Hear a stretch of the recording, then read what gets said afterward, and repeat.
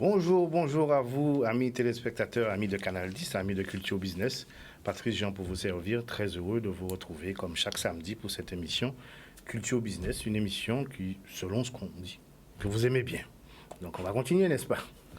Voilà, alors un sujet particulier aujourd'hui, comme tous les sujets, beaucoup de choses à dire dans ce pays. Un pays qui a à construire, à bâtir, à reconstruire, justement à planter de nouvelles graines. Alors aujourd'hui, on va parler de l'apparence, de la posture du chef d'entreprise. Et on se posera la question suivante, est-ce que le chef d'entreprise doit faire attention à son image, à l'image qu'il renvoie? Donc cette problématique fait appel à beaucoup d'éléments dans notre sociologie, dans notre histoire, dans nos comportements, justement. Et ça fait appel à des adages que nous avons entendus ici et là, des proverbes sur la représentation. Chose essentielle dans notre société. Alors pour ce faire, nous avons invité Madame Patricia Blaffan-Trobot. Bonjour, merci d'être là. Bonjour aux auditrices et aux téléspectatrices et téléspectateurs et à toute l'équipe. Parce que je vais te tutoyer. Ah oui, il faut. On se connaît depuis très longtemps. Oui. Et tu as oublié de saluer les téléspectatrices. Oui, tout à fait. Et oui, voilà. pourtant, elles sont là. Voilà. C'est vrai. Mea culpa, mesdames. Et puis, je disais que pour cette question, pour justement, on va parler de sociologie, on va parler de notre histoire, de nos modes de fonctionnement. Et Patricia va nous aider à déconstruire, à comprendre un peu déjà comment on fonctionne. Nous avons aussi une spécialiste du relooking, Madame Brosse, c'est Valérie, c'est ça? Sylvia Brosse, qui est spécialiste dans le comportement. Voilà. Donc on va lui demander, normalement elle était censée être en plateau, elle sera là par téléphone et on lui demandera déjà de nous définir ce que c'est qu'un spécialiste en comportement et ensuite on avancera dans cette problématique. Alors mesdames, comment allez-vous? Magali?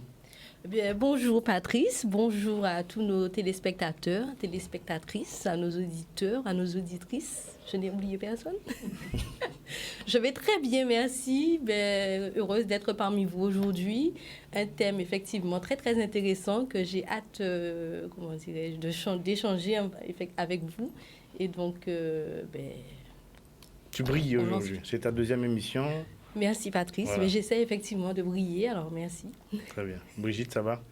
Très bien. Contente de te revoir, c'est ta rentrée? Tout à fait, c'est ma rentrée, donc je suis ravie vraiment de commencer cette troisième édition, cette troisième saison, merci, troisième saison avec nos téléspectateurs, téléspectatrices, nos éditeurs. Alors Patrice disait tout à l'heure que on a de bons retours. C'est vrai qu'on a de bons retours tant sur les réseaux sociaux que dans le quotidien. Dans la rue, on nous interpelle. Et nous tenons vraiment à vous remercier puisque la qualité et la pérennité de cette émission, donc c'est grâce à vous. Vos retours, vos soutiens, la façon de vous avez en tout cas de percevoir notre émission.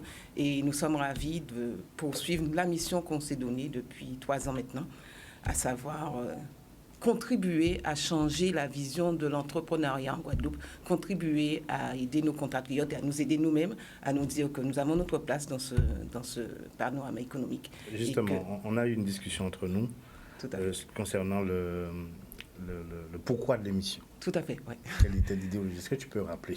Alors, l'idée première, en fait, lorsque nous nous sommes rencontrés, Patrice nous a sollicité, Francine Coquin et moi-même, était de dire qu'aujourd'hui, le Guadeloupéen a une vision quelque peu minimaliste de son positionnement et de son économie. Donc, l'idée était de dire, essayons de changer cette vision, essayons de lui indiquer qu'il a sa place, essayons de lui indiquer qu'il a le potentiel, il est porteur de valeur ajoutée dans ce pays, et qu'il est en mesure, et tout à fait légitime, de construire et de créer, et de faire en sorte que l'économie guadeloupéenne soit, je ne vais pas dire se construise, en tout cas soit beaucoup plus renforcée, et qu'on sorte d'une posture, d'une économie coloniale, qu'on se développe et qu'on soit présent, qu'on a toute notre place. Alors, changer aussi le regard vers l'Occident. On a la Caraïbe, on a aujourd'hui l'Afrique. De plus en plus, on voit que les relations Caraïbes-Afrique se développent et ce sont des marchés que le Guadeloupéen, que l'Antillais se doit de prendre. Alors, bien entendu, on ne va pas aller à l'export pour aller à l'export. Il faut d'abord se positionner, se structurer en interne. On a les moyens, on a les capacités, on a les ressources, on a les jeunes, les moins jeunes, enfin. Alors, quand on dit jeunes, on parle d'entrepreneurs, on parle pas d'âge. Nous avons les idées, donc nous pouvons et nous devons de toutes les façons de construire notre pays. Voilà. Et donc de poursuivre ce qui a déjà été fait, parce que nous ne sommes pas les premiers. Il y a eu des personnes juste avant nous. Donc l'idée était celle-ci. Changer le mindset, changer la vision que l'on a de soi et surtout de l'économie guadeloupéenne. Voilà. Viser l'excellence. Tout à fait, viser l'excellence. Et il y a beaucoup de personnes qui le font et on les invite à poursuivre et on dit aux autres, en nous aller. Très bien. Je voulais faire un clin d'œil à notre collègue Francémie, qui n'est pas là aujourd'hui et qui partage en fait les valeurs que nous avons. Et Francémie, comme on le dit souvent à Culture Business, ce sont les individualités qui font le collectif et le collectif qui construit. Alors Francémie, on te fait un petit coucou et on se dit à très bientôt. Effectivement, Francémie qui a perdu quelqu'un de la famille, donc nous avons eu une belle force. Et puis, on belle chambérette. On va tout de suite vous présenter la nouvelle personnalité, une nouvelle identité qui va reprendre justement le parcours qu'on avait fait avec Ludivine, Mélinda et puis Lucas. Nous avons fait plusieurs essais avec des jeunes. Et donc, si on peut mettre la photo, il s'appelle Corian Gallet. Donc, il va nous rejoindre dès la semaine prochaine. Et il aura en charge la rubrique Un jeune, un parcours. Alors, un jeune, un parcours. C'est une rubrique qui nous permettra justement d'élargir le champ des visions en termes de, parce qu'on parle de culture. Il faut qu'on arrive à que l'intergénérationnel au niveau du business aussi puisse se faire, puisqu'on sait qu'il y a un foisonnement jeune. Ils ont envie de faire des choses, ils sont moins sclérosés que nous, ils ont envie de plein de choses, mais il faut qu'ils puissent puiser dans l'expérience des chefs d'entreprise et surtout comprendre comment fonctionne ce pays. Donc on a voulu associer les deux dans la même émission. Voilà. Donc, Orion, bienvenue et on se voit la semaine prochaine.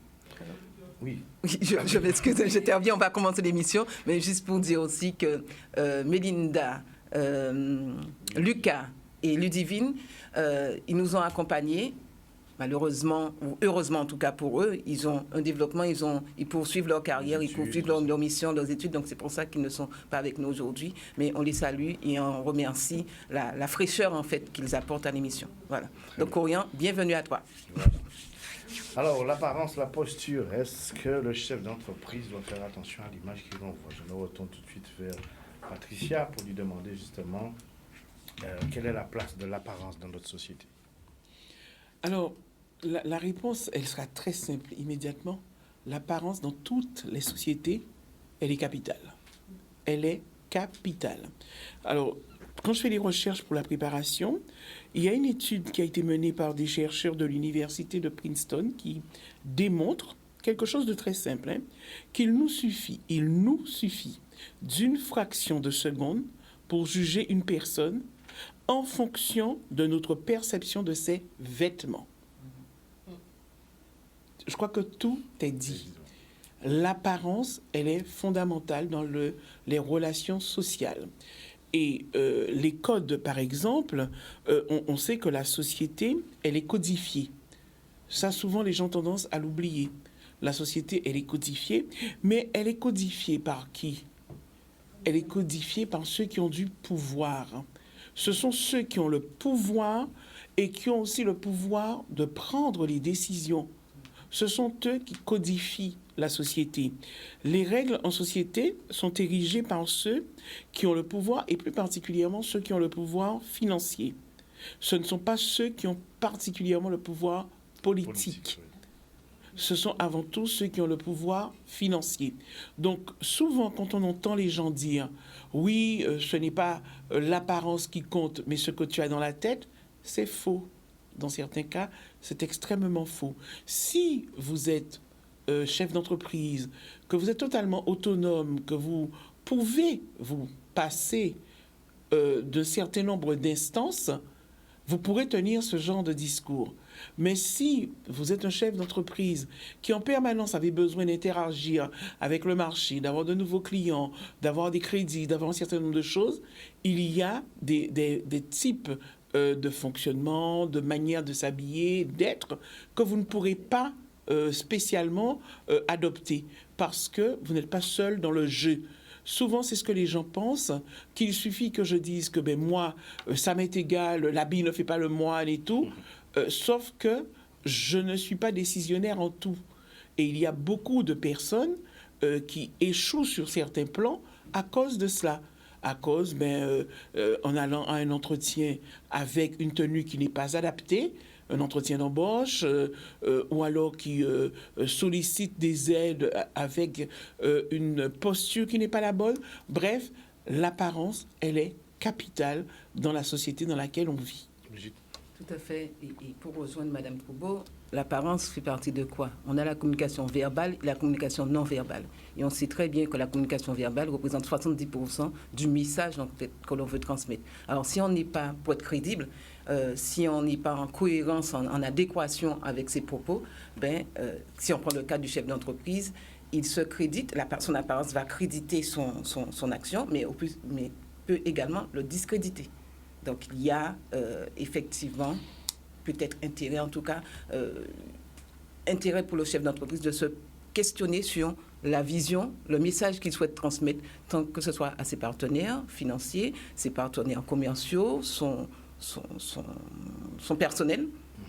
Il y a certainement intérêt à... Ou à ses clients. À ses clients, tout ou à à fait. ses clients. Ses clients, ses fournisseurs. Oui, quelles que soient les absolument. composantes, excusez-moi, mais quelles que soient les composantes qui l'entourent, il doit inspirer confiance. Et donc, c'est vraiment sa posture, sa présentation qui va peser dans la balance. Combien de fois on entend dans nos sociétés, c'est parce il s'est bien présenté qu'on lui a répondu, qu'on lui a donné des réponses. Alors que la fois précédente, il était venu peut-être mal habillé ou il s'était mal exprimé. Très souvent, on n'a pas les réponses qu'on attend dans ce cas-là. Madame. Alors du coup, je vous rejoins tous, mesdames, pour vos différents points de vue. Je suis d'accord avec vous, effectivement. Mais du coup, cela m'amène à m'interroger sur la question suivante. Finalement, le chef d'entreprise qui arrive finalement sur le marché, qui ne connaît pas les codes, puisque souvent on vient en tant que chef, on veut être chef d'entreprise, mais c'est seulement lorsqu'on arrive, qu'on est dedans, finalement, qu'on s'aperçoit de ce que c'est. Comment il peut, finalement, la personne peut savoir, parce qu'on dit effectivement il faut pratiquer pour voir, mais en même temps, comment savoir quelle apparence est adaptée, parce qu'on est d'accord qu'il y a je dirais qu'il y a une apparence selon moi pour chaque activité. Comment savoir quelle apparence avoir en fonction de l'activité qu'on choisit et être sûr qu'on donne cette bonne apparence à nos divers aux clients, aux fournisseurs, enfin tout ce qui, on dira tous les partenaires en fait finalement de l'entreprise. Qu'est-ce qu'il faut aujourd'hui aux chefs d'entreprise qui souhaitent se lancer pour qu'ils puissent avoir cette apparence qui est si importante à sa réussite? Moi, je reviens toujours sur les codes. C'est vraiment un propos que je crois qu'on doit intégrer, avoir les codes. On ne peut pas ne pas avoir les codes quand on est chef d'entreprise. Par exemple, si on choisit d'être esthéticienne ou d'être coiffeuse et tout, il faut représenter son métier, à minima. On ne peut pas être, mécanicien et se balader partout avec une salopette sale pour autant.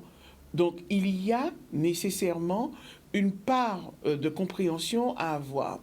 Et il y a aussi l'expérience. Il y a l'expérience, il y a l'éducation, il y a la formation. Je crois qu'en Guadeloupe, on a beau dire, nous sommes une société où nous sommes extrêmement stricts sur les tenues vestimentaires. Même si on constate un certain nombre de choses, en Guadeloupe, la tenue vestimentaire, elle est essentielle. Personnellement, j'ai l'habitude de faire passer des entretiens. Parfois, je vois arriver les personnes, je vois tous les trous des piercings qu'ils ont enlevés. Je dis bien qu'ils ont enlevés, parce qu'ils savent qu'ils vont à un entretien, eh bien, les locks, il faut les coiffer convenablement, il faut s'habiller convenablement. J'ai très, très, très rarement reçu en entretien des personnes complètement débraillé, j'en veux dire, et qui n'était pas dans les codes. Donc le chef d'entreprise ou la chef d'entreprise en question, elle apprendra peut-être sur le tas, elle apprendra de ses erreurs, elle apprendra des conseils aussi, elle apprendra de cette émission. C'est le but, elle apprendra de cette émission, mais nous avons un socle qui est très important en Guadeloupe sur cet élément, je n'en doute pas. On va écouter les témoignages tout de suite et ensuite on reviendra.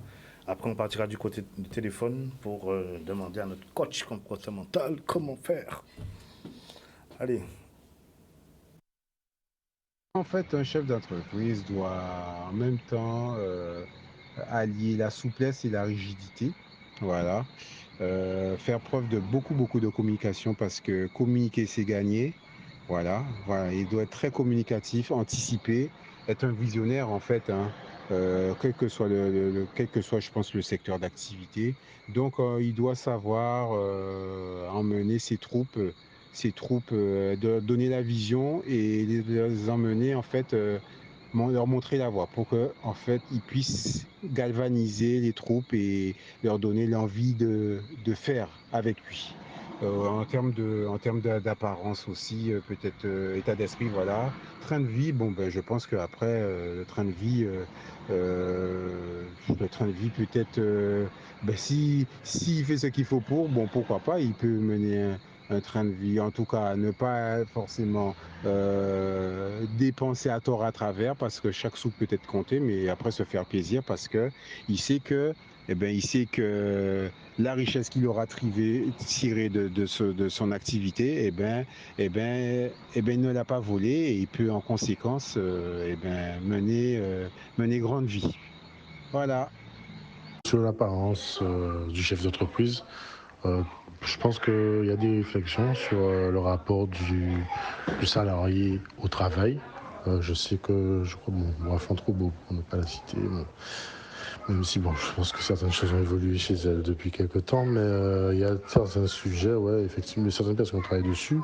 Il y a même au niveau américain, noir américain, je sais qu'il y a des réflexions sur justement notre rapport au travail qui justement s'intéressent à notre rapport au chef d'entreprise. Et du coup, notamment, comment on agit, on réagit par rapport au chef d'entreprise, son allure, sa façon de parler, sa façon de s'habiller, son train de vie, le fait qu'il affiche ou pas. Et notamment, du côté des jeunes, j'entends beaucoup des gars qui vont commenter le fait que certains jeunes entrepreneurs qu'on peut avoir ont des vies luxueuses, etc. Et tout. Donc, tu sais, il y a un côté jalousie, comme tu connais, qui est important. Donc, peut-être savoir l'apprentissage de la richesse, l'apprentissage de l'entrepreneuriat, l'apprentissage du statut de chef d'entreprise pour nos entrepreneurs et nos jeunes entrepreneurs. Comment, effectivement, se tenir, se comporter, s'habiller, etc. Et tout par rapport aux autres. Même s'il faut vivre, mais il faut tenir compte d'une espèce de culture, sous-culture, hors culture, extra-culture, je ne sais pas, qui est nocive, qui est mauvaise et qui est, comme on dit chez nous, regardante par rapport à ça, quoi.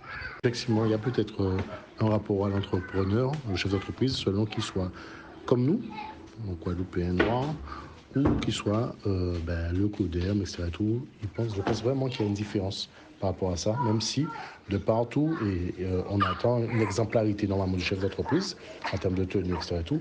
Mais ici, je pense qu'on attend une extra exemplarité, c'est-à-dire que limite, il faut être esquissé, il faut être caché par rapport à ça, parce que du coup, voilà, c'est bon. Après, c'est déjà le rôle ingrat de l'entrepreneur ou du chef, c'est toujours ça. Mais je pense qu'il y a une extra humilité à avoir, apparemment, qu'on attend, que beaucoup, en tout cas, ou certains attendent. Et elle est encore plus marquée lorsqu'effectivement c'est quelqu'un de la même communauté qu'eux, malheureusement. Donc c'est vraiment, il y a une culture et une culture par rapport à ça et à analyser et je pense quelque part il y a une nouvelle acculturation, une nouvelle réflexion à porter sur ça. Alors pour répondre à la question, représentativité du chef d'entreprise, pour ma part, je suis un entrepreneur, donc les idées toutes faites, on les balaye rapidement. Alors dans les idées toutes faites, c'est que l'entrepreneur ou bien le chef d'entreprise, il est quasiment riche, il a réussi et voilà, Voilà, mais dans les faits, l'entrepreneur, le chef d'entreprise, c'est quelqu'un qui a beaucoup de responsabilités et qui, au quotidien, se bat pour tenir à flot son entreprise, à moins qu'il ait une niche bien financière où ça tombe bien. Mais l'entrepreneur d'aujourd'hui, ça dépend dans quel domaine, mais en Guadeloupe, c'est pas sûr qu'il devienne riche. Mais en tout cas, il peut mettre avec beaucoup de difficultés du pain dans l'assiette. Hein. Je ne sais pas s'il peut manger une bonne sardine. Mais en tous les cas, c'est réel. Les entrepreneurs, c'est un métier très, très compliqué et il faut aimer ça. Et il faut être très rigoureux sur son affaire. Voilà, pour ne pas être trop long. Je vais attendre vos réactions. Donc, alors, il y a la question de communiquer, c'est gagner. Donc, c'est ce que disait Patricia, tous analyser son secteur d'activité et de comprendre aussi comment ça fonctionne. Et donc, il y a aussi la question de l'état d'esprit, le train de vie. Est-ce accepté en Guadeloupe? Ça, c'est une grande question. Parce que les gens ont dit que pour vivre, ils ont caché. Le chef d'entreprise, est-ce qu'il peut afficher justement sa réussite? Dans notre société, des fois, c'est mal accepté, même dans l'entreprise. Le salarié comprend mal que le patron a une grosse voiture. Alors que, voilà, est-ce que dans notre société, des fois, il y a certains chefs d'entreprise qui se cachent, des fois, qui vont à l'étranger pour pouvoir consommer, etc., parce qu'on a peur du regard. Très souvent aussi, on entend dire que monsieur réussit, c'est parce qu'il m'a remis, parce qu'il a volé, ou bien il a fait mal aimé, voilà, parce que le gars ne peut pas avoir fait un prêt à la banque pour acheter 3 tracteurs. Non, c'est... Très souvent, Patrice, le chef d'entreprise, c'est celui qui a misé. Pour beaucoup, ce sont ceux qui misent leur dernier bas de laine pour pouvoir investir et créer une entreprise. Parce qu'ils partent d'une idée, parce qu'ils partent de quelque chose qui les anime fortement.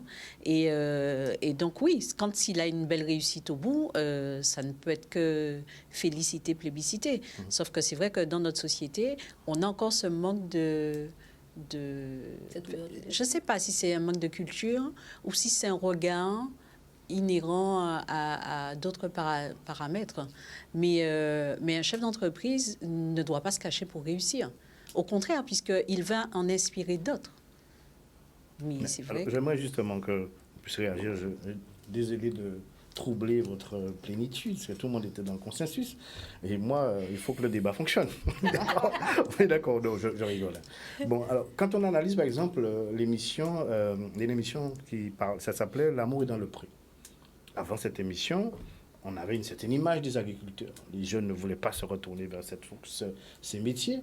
Après cette émission, on a vu des agriculteurs riches, avec beaucoup de patrimoine, etc., qui étaient propres sur eux, avec de grandes maisons. Et ensuite, les lycées agricoles, boum, boum, boum, inscription, tout le monde s'inscrit.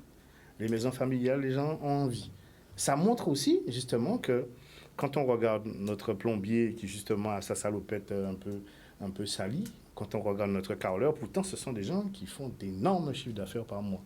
Est-ce que nous, on n'a pas tendance très souvent à juger un chef d'entreprise par rapport à ce qu'on voit et à rester là? J'ai bien compris ce que Patricia disait, que c'est le premier regard qui prime. Mais est-ce qu'on n'a pas... Des fois, on ne reste pas sur ce postulat en disant « Monsieur Santi Bitin, comme Santi agriculteur, Santi. » Voilà, répondez à ma question. Patricia. Non. Alors, la première chose que je dirais à Sandrine, ce n'est pas propre à notre société. C'est propre à l'être humain. C'est propre à l'être humain. Je ne sais pas si vous vous rappelez la fameuse affaire Flactif en France, où un chef d'entreprise et sa famille avaient été décimés par la jalousie que suscitait sa réussite. Dans le Grand Bornand, notre compatriote Christine Kelly a même écrit un livre sur le sujet. C'est pour montrer, mais ça c'est commun, que la réussite pose problème. Mais ça c'est chez l'être humain. Tout ce que vous retrouverez chez nous, Guadeloupéens noirs, je le dis bien, vous le retrouverez chez tous les êtres humains parce que nous sommes tous les mêmes. Tu es en train de nous dire qu'on n'a rien inventé, là, c'est ça? On a strictement, rien inventé et rien ne nous est propre à la Guadeloupe. Tout ce qui nous touche l'être humain pour une raison simple, parce que peut-être nous sommes des êtres humains, tout simplement. Donc, on arrête déjà de se regarder, ça c'est mon credo depuis plus de 20 ans, à travers la couleur de notre peau, nous sommes des êtres humains, donc nous avons exactement tous les mêmes sentiments. Nous avons de l'amour, nous avons de la compassion, nous avons de la jalousie, nous avons de l'envie, nous avons tout ce qui fait l'être humain. Et oui, ça peut être, un peut dire, oui, c'est Saucier qui fait ci, ni ça, c'est Mayemé, François Mitterrand n'avait pas Elisabeth Tessier à l'Élysée. C'est nous qui inventons Saucier. Pas nous qui inventons Saucier. Et comme dirait Guy Cordelli, c'est Guadeloupéen qui aime Saucier, mais pas Guadeloupéen pour gens qui ont livre associé. Donc, il faut qu'on reste sur des choses parfaitement rationnelles. Les chefs d'entreprise aussi, ils ont une vie absolument personnelle. C'est leur choix de vie. Il y en a un, il peut ne pas toucher beaucoup d'argent et avoir envie de mener grand train. C'est son droit. On le respecte. Il y en a un, il est extrêmement riche. Il roule dans une très vieille voiture. C'est aussi son droit. On le respecte. Nous sommes dans le cadre d'individualité, Patrice. C'est ça aussi que les gens doivent comprendre. Chaque monde qu'a fait ça y ouvlé du moment qu'il respecte l'autre. Après, on n'a pas de prescription. Il n'y a pas de prescription. Mais on retrouve aussi... Gardez votre propos. On va partir pour la pub. On revient juste après. Ça commence à bouger là. Notre émission, après cette page de pub, je crois qu'il fait sourire tout le monde. On parlait du thème, l'apparence, la posture. Est-ce qu'un chef d'entreprise doit faire attention à l'image qu'il renvoie? Donc, Patricia, justement, on va revenir vers toi sur, justement, après les interventions que nous avons eues, des témoignages très intéressants. Ensuite, après, des questions que je voulais qu'on puisse aborder, puisque ce sont des termes qu'on entend sur la réussite du chef d'entreprise. On parle aussi, il y a une forte pénurie dans le BTP sur tout ce qui est carreleur, les plombiers. On attend. Il y a beaucoup de postes à pourvoir. Et malheureusement, est-ce que ce n'est pas une problématique d'image, puisque ces jeunes-là ne trouvent pas attrayant ces métiers, puisqu'on a l'impression que quand on voit le carreleur, on n'a pas l'impression que c'est quelqu'un... Parce que les jeunes, aujourd'hui, ils veulent l'argent. C'est, comment on dit ça, l'oseille. Ouais. On n'a pas l'impression que ces métiers-là, où il y a de l'oseille. Et pourtant... c'est un problème de méconnaissance, puisque justement, un carreleur aujourd'hui, s'il ne fait pas 10 000 euros de chiffre d'affaires par mois, voilà. Ou bien un plombier, tout le monde sait que les plombiers, c'est des gens qui ont une vie assez confortable. Malheureusement, nos jeunes ne s'en aperçoivent pas. Nos agriculteurs aussi, ils se plaignent beaucoup, mais beaucoup vivent confortablement. Et malheureusement, on a l'impression que cette question de l'image, on n'est pas au beau fixe entre l'image et la réalité. Patricia. Oui, mais ça, c'est quelque chose qui tient de la société. Hein. Oui. Ce n'est pas simplement les personnes. Il y a aussi les institutions qui doivent travailler sur le sujet. Et il y a un autre élément, la féminisation des métiers dits d'hommes. Je pense que beaucoup de femmes vont investir ces métiers parce qu'il y a beaucoup de femmes qui sont à la recherche d'emploi. Pas plus que les hommes, mais elles sont beaucoup plus inscrites à Pôle emploi. Les hommes, ils recherchent, mais sans s'inscrire. Et les femmes ont cette constance que les hommes et que les jeunes hommes n'ont pas. Donc, elles vont certainement investir certains de ces métiers.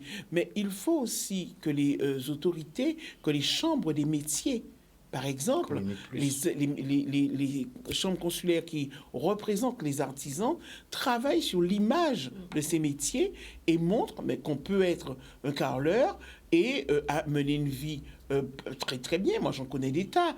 Un électricien, bref. C'est redorer un petit peu l'image. Il y a des jeunes qui arrivent, mais peut-être que le travail n'est pas encore assez fait. Mais la relève est assurée parce que moi, j'en connais. Voilà. Donc, moi, je fais les travaux chez moi. Il faut le dire à nos téléspectateurs, il y a une vraie pénurie. Alors, Magali, tu voulais... Il n'y a pas de pénurie d'influenceurs, en tout cas, sur les réseaux. D'accord? Donc, le problème aussi, je pense, c'est que il faut que nos chers chefs d'entreprise dans ces métiers qui sont en tension, mais malheureusement qui peinent à recruter, puissent travailler leur image. C'est-à-dire que maintenant, je pense qu'il faut, par exemple, qu'un chef d'entreprise... Donc, tu prends la chose à l'inverse, c'est le chef d'entreprise. C'est-à-dire que le chef d'entreprise, par exemple, qui est plombier, pourquoi il ne fait pas des petites vidéos, ce qui est à la mode, pour dire, voilà, aujourd'hui, on a résolu tel problème, ça a coûté tant d'argent, parce que les jeunes maintenant ont besoin de savoir s'ils pourront se faire de l'argent, et ils aiment... L'influenceur, c'est ça, hein? Il vous montre qu'il a la possibilité de faire de l'argent et il vous montre comment. Donc, il faudrait finalement que ces chefs d'entreprise aussi nous montrent leur quotidien et qu'ils nous montrent que non, même si c'est vrai que c'est un métier, on peut se salir et tout, mais derrière, il y a aussi cette possibilité de réussir. Donc, Et c'est là que les chambres consulaires, comme la Chambre des métiers, a tout à fait sa place dans le jeu parce que l'artisan, peut-être qu'il commence le matin à Il n'a pas 7 le heures, temps. il n'a pas le temps. Oui. Mais le service communication, par exemple, Exactement. de la Chambre des métiers pourrait aller donner le blason de ces filmer ces artisans et montrer. Tout effectivement. à fait. On parle là donc vraiment de la valorisation de certains secteurs d'activité, de certains métiers. Et quand on voit aujourd'hui qu'il y a l'IA, l'intelligence artificielle, on remarque bien que souvent tous les métiers, j'ai envie de dire intellectuels, donc comptables, secrétaires, seront dépassés par l'IA. Moi, je dis souvent, et je le dis souvent à mon entourage, nous avons certains d'entre nous des compétences, mais nous n'avons pas un métier. Et pour moi, la différence, elle est notable. Quand on est électricien, quand on est plombier, quand on est, je veux dire, agriculteur, quand on est, je ne sais, carreleur, c'est un métier parce que on fera tout, ça ne pourra pas être remplacé, contrairement à, je suis désolée de le dire, mais un comptable aujourd'hui, un chef d'entreprise, il a un RCM qui lui fait RCM, tu peux expliquer? Oui, mais alors c'est Un un système en fait, un CRM pardon, pas RCM, un CRM, c'est un système qui lui permet de très rapidement, on va rentrer en détail, de résoudre un certain nombre de difficultés, donc d'établir un devis jusqu'à la facturation, voire de faire des relances. D'accord. Va faire des relances, Oui, des tu relances m'expliques là, aux par clients. contre, là. Oui, mais alors non, mais c'est important de le dire parce que il y a des outils aujourd'hui qui permettent de remplacer, en tout cas d'aider énormément un entrepreneur et de remplacer certains corps de métier. Oui. Certains corps de métier, bien sûr, après, il faut que l'entrepreneur puisse maîtriser la chose, mais ça remplace, alors que ces métiers ces vrais métiers en tout cas, C'est pas techniques, métier, techniques ne seront Pratique. jamais remplacés. Donc il y a vraiment lieu de mettre en place des campagnes, et là je reviens Mme Boafin-Toureau, des campagnes de valorisation, de sensibilisation, de mise en avant de ces métiers, puisque c'est là, en fait, ces personnes-là vont toujours travailler. Et Ouais. qu'est-ce qui va Tu voulais- faire en sorte qu'elles travaillent? C'est On va partir du la côté- qualité de leur prestation. On va partir du côté de téléphone avec notre coach comportemental, Madame Brosse Sylvia. Bonjour. Bonjour à tous, bonjour à mesdames qui sont sur le plateau. Merci d'être avec nous. Vous deviez être en plateau, malheureusement, vous avez eu un contretemps. Donc, ça sera pour une prochaine fois, pour vous voir en physique. On va mettre votre jolie photo. Tout à l'heure, voilà, elle apparaît à l'écran. Alors, on voudrait déjà comprendre ce qu'est un coach comportemental. Ok, alors vous m'avez présenté comme une spécialiste du relooking. Alors je ne suis pas une spécialiste du relooking, mais plutôt sur l'aspect cognitivo-comportemental. En fait, mon métier consiste à faire prendre conscience des éléments qui peuvent être dysfonctionnels et contre-productifs. Tout ce qui va justement interférer sur le caractère nuisible des éléments, sur l'impact des émotions, du comportement. Très bien. Alors, justement, par rapport à notre débat d'aujourd'hui, justement, vous accompagnez ces 10 chefs d'entreprise à trouver une... Comment? Trouver leur place. Voilà, trouver...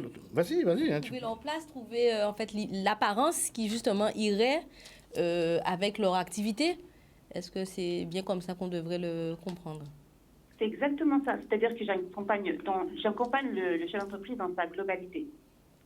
Véritablement de sa posture managériale à son identité, à tout ce qui va être attrait également à l'observation du langage corporel pour justement qu'il puisse justement gagner et s'édifier dans son rôle de manager. Très bien. Est-ce que vous avez des artisans parmi vos clients? Oui. Et justement, alors je rebondis avec ce que disait Madame Trouveau et je m'appuie sur ce qui avait dit parce que j'ai vraiment été très à l'écoute de tout ce qui a été, tous les échanges qui ont eu lieu. L'apparence du chef d'entreprise, elle doit être avant tout cohérente, elle doit être signifiante et elle doit être surtout congruente. Ce que je veux dire par là, c'est que au-delà même de l'apparence, c'est important de s'appuyer sur son expertise et d'être cohérent entre ce qu'on montre et ce qu'on est. Pour que je puisse gagner, je dirais, en attitude, mais il me faut aussi, moi, avoir de l'attitude. Donc c'est important, avant même de se prétendre et de montrer de jolis apparats dans la partie vestimentaire, eh bien d'être cohérent dans ma pratique managériale, dans mon rapport avec les autres, dans mon expertise dans mon travail, dans ma communication également. Tout doit avoir une cohérence pour aussi gagner en crédibilité et en légitimité. Alors, mais est-ce que justement dans ce juste milieu qu'il faut trouver, comment on se positionne par rapport à notre société puisque Mme Troubaud disait que c'est dans toutes les sociétés qu'il faut qu'on arrête de dire notre société et de la stigmatiser. Mais est-ce qu'on a l'impression que, par rapport à... On a soulevé l'idée tout à l'heure de la question de la réussite. Un chef d'entreprise, un plombier qui arrive chez vous en Q7, est-ce que vous aurez l'impression que la facture va être plus chaude que l'autre?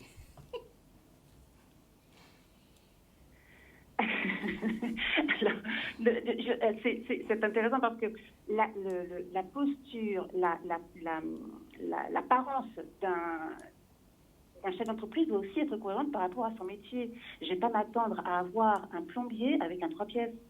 C'est absolument pas cohérent. C'est important qu'il ait aussi une image qui réponde à son métier, d'avoir des vêtements qui soient décents, qui soient propres, qui soient confortables. Mais il ne s'agit pas non plus de transformer et de régir à ce que tous les chefs d'entreprise puissent avoir un costume, avoir une image qui soit totalement identique, parce que en fonction de son secteur d'activité, en fonction également de son âge, en fonction également de sa situation, parce que quelqu'un, un entrepreneur qui va avoir beaucoup plus d'expérience et un autre qui va démarrer sur son poste n'aura pas forcément, ne sera pas aussi à l'aise. Mais ce qui est important avant tout, c'est surtout de s'appuyer sur ce rapport à la confiance. Parce qu'on peut avoir les plus beaux vêtements, en fait. Mais si, au fond de soi, on n'est pas complètement congruent, justement, on n'est pas cohérent dans ce qu'on veut dire, dans ce qu'on veut développer et même dans son travail, ben, on va manquer en crédibilité, en fait. Madame. Et donc, du coup, Madame Brosse, donc si, en écoutant effectivement votre opinion sur le sujet, est-ce qu'on peut finalement dire que tout dépend finalement de l'activité qui est choisie par l'entrepreneur? Parce que c'est vrai que dans le monde, par exemple, si je prends moi mon secteur d'activité, peu importe l'âge, moi j'ai toujours j'ai toujours entendu qu'il faut effectivement une tenue, on se présente de manière correcte. Le coach sportif j'aime bien prendre cet exemple parce qu'effectivement c'est le plus parlant, vous voulez être coach sportif mais vous n'avez pas un corps de sportif. Est-ce qu'effectivement vous attirerez la clientèle que vous souhaitez attirer? Donc au final, moi, est-ce que vous me confirmez que c'est en fonction de l'activité choisi qu'on adopte un code, ou alors non, on se dit que bon, ben moi je suis ainsi, je reste comme ça et j'attire la clientèle, s'ils veulent travailler avec moi, ben ils viennent. C'est exactement ça, c'est-à-dire s'appuyer, et Madame Bravan-Troubaud l'a dit tout à l'heure, une coiffeuse, les métiers justement qui sont alliés au bien-être, qui sont alliés à la représentation de soi, eh bien, c'est important d'avoir justement une image soignée, une image aboutie qui puisse justement donner envie. Mais j'ai souvenir d'avoir recruté un conseiller technique dans le domaine agricole. La personne était venue avec un nœud papillon.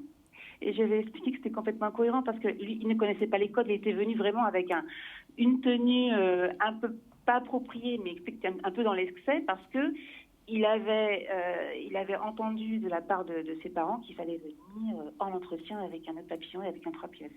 Donc c'est important de bien comprendre déjà, d'étudier les codes de chaque secteur d'activité et d'avoir des tenues qui soient appropriées.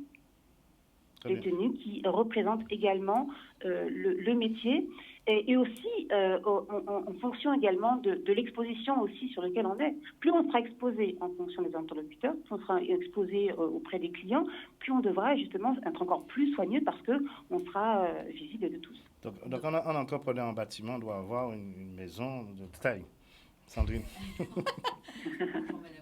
Dites-moi, quand je vous écoute, je me pose moi la question de savoir à quel moment dans la vie de cet entrepreneur ou de cet entrepreneur en devenir, la question de cette fameuse prise de conscience de sa tenue, de son comportement, de ses attitudes arrive. Parce que vous avez aujourd'hui des créateurs d'entreprises. Est-ce que c'est à ce moment-là? Est-ce que c'est dès l'école? On parlait de l'apparence. Est-ce que c'est en formation technique, pour très souvent?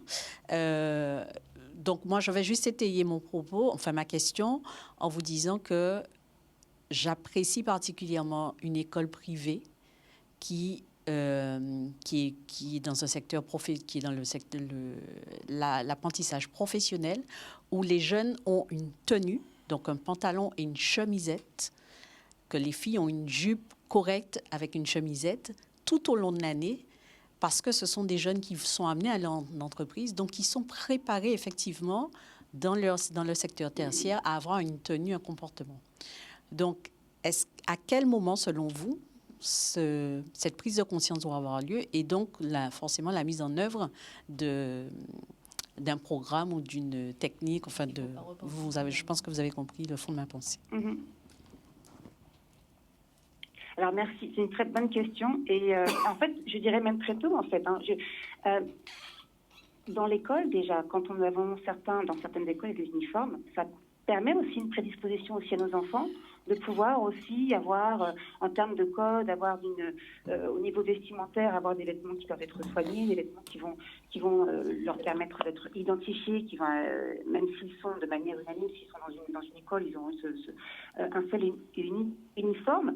Mais c'est important en tout cas que le jeune entrepreneur puisse repérer, identifier tous ces codes au travers de sa recherche personnelle, au travers de la formation, au travers également des interviews qu'il peut aussi mener lui auprès d'autres entrepreneurs qui sont dans ce secteur d'activité pour comprendre en fait ces codes.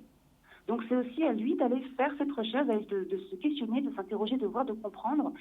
Et ce que vous avez soulevé par rapport à ce centre de formation qui propose des uniformes, oui, je trouve que très tôt, ça permet aussi de régir une attitude même vestimentaire et qui permet même d'endosser un peu comme un ancrage professionnel. En mettant ce costume, en mettant cette tenue, eh bien, je deviens professionnel.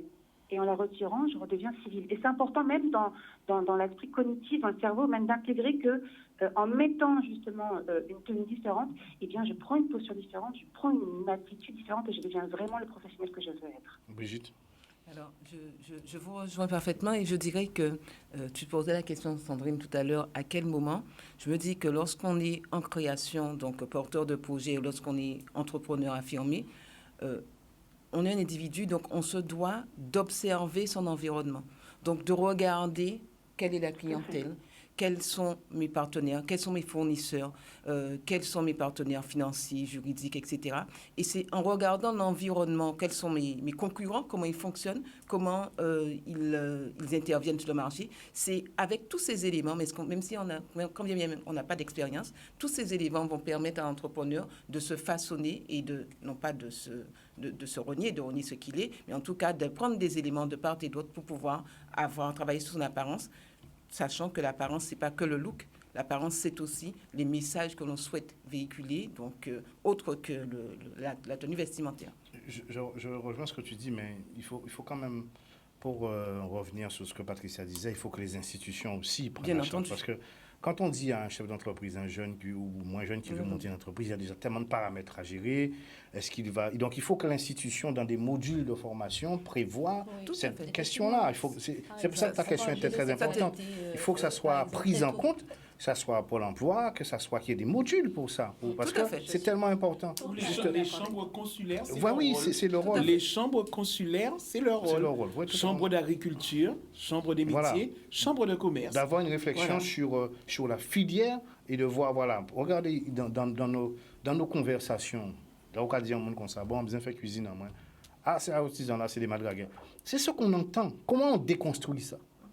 Comment on déconstruit ça? Il y en a qui sont bien. Mais oui. Il y en a de très bien. Et moi, je connais de très bons artisans. Moi, je dis souvent que sur mon téléphone portable, j'ai une vraie entreprise de bâtiment. Et moi, je peux vous fournir tout corps d'état là, parce que moi, j'en connais des sérieux. Donc, nous avons des artisans. Le label trop beau. Absolument. Oui, ça, par contre, nous avons des artisans très sérieux en Guadeloupe. Et il faut le dire, ce n'est pas vrai qu'ils sont... Il y en a qui ne sont pas sérieux, comme partout. Quand vous voyez certaines émissions à la télé en France où les artisans couillonnent les gens, 5 artisans, nous qui pas bon, non, c'est pas vrai. Nous sommes des êtres humains comme tous les autres, ni ça qui bon, ni ça qui pas bon. Alors, je vais vous poser la question suivante. Est-ce qu'il y a une certaine époque, quand un jeune homme venait prendre... Pourquoi tu rigoles? Je n'ai même pas posé la question. Demander la main de ta fille, il disait, bon, elles sont fonctionnées. Ah, les parents disent, Jordan, oui. Dieu mis un bon choix. Fille, ouais. Maintenant, quand vous arrivez, est-ce qu'aujourd'hui, quand on arrive en temps, il y a une époque aussi, Vous arrivez, on s'en entrepreneur. La maman commence à grimacer parce qu'elle est entrepreneur. Est-ce que maintenant, l'image du chef d'entreprise a évolué? Est-ce que dans la société, quand on dit « je suis chef d'entreprise », est-ce que cette image-là a évolué, Patricia? Oui, bien sûr, bien sûr. Maintenant, il y a de grandes fiertés à dire qu'on est agriculteur, à dire qu'on est... Moi, je vais prendre l'exemple d'un jeune dont on parle beaucoup actuellement en Guadeloupe, Boris Damas. Oui. Qui magnifique ce jeune. Ah ben oui, qu'est-ce qu'il fait? Il élève des pétades, des poules, Voilà. On l'a reçu ici. C'est une fierté pour nous. Nous avons des agriculteurs, nous avons Karine Gatibelza quand même, qui est dans le domaine de la beauté. Nous avons des jeunes qui sont chefs d'entreprise, qui ne sont pas fonctionnaires, et ça fonctionne. C'est un état d'esprit qui a changé. Mais moi, juste ce que je voudrais dire, par rapport à un élément, souvent, les gens ont tendance à parler de jeunes. Oui, Il faut arrêter avec cette histoire aussi. On est jeune jusqu'à 26 ans. Les histoires de jeunes de 42 ans, là, non, on est jeune jusqu'à 26 ans. Après, on peut être jeune dans sa tête jusqu'à 70 ans, 80 ans. Il n'y a pas plus jeune que moi. À 25 ans, mais lorsque certaines personnes parlent d'elles en disant « oui, moi je suis un jeune », jeune, c'est pas une compétence. C'est clair. Jeune, en plus, ça fait un petit peu pitoyable. Oui, je veux qu'on s'apitoie sur moi. Oui, et puis je veux aussi qu'on s'apitoie sur moi, qu'on me dise, ah oui, que je suis, ah oui, non, tu n'es pas jeune, tu as 27 ans, tu es un homme, Prends-toi en main. tu es un homme, tu es une femme, et jeune, souvent, c'est pour les garçons, hein, parce que les filles, ah oui, enfants. Les filles, très rapidement, oui, ils sont femmes, elles ont les enfants. Non, on est jeune jusqu'à 26 ans. À partir de, selon... la SNCF, les bus, les trucs comme ça, ok. Voilà, les cartes d'étudiants, ok. Mais sinon, à partir de là, vous êtes un homme, vous êtes une femme. Donc, le côté j'ai envie de dire marketing, le mot jeune, non, ce n'est pas un gage de sérieux. Au contraire, c'est un gage pour moi presque d'immaturité, de se traiter le jeune. Madame Brosse, vous êtes jeune, vous? Madame Brosse? Oui. Oui, vous êtes jeune, vous. Je suis, pardon? Vous êtes jeune, vous.